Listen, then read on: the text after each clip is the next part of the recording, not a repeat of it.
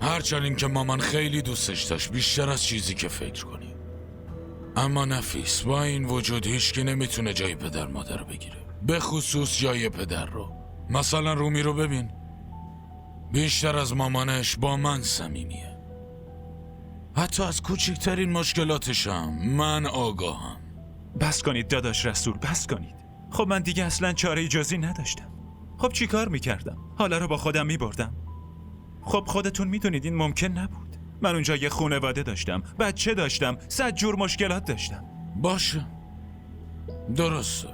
مامان از دنیا رفت، مراسم ختمم گرفتیم. تو میتونی پیش خانوادت برگردی، به مشکلاتت برسی. مشکلات اینجا اما خودمون حل میکنیم. بهترین راه همینه.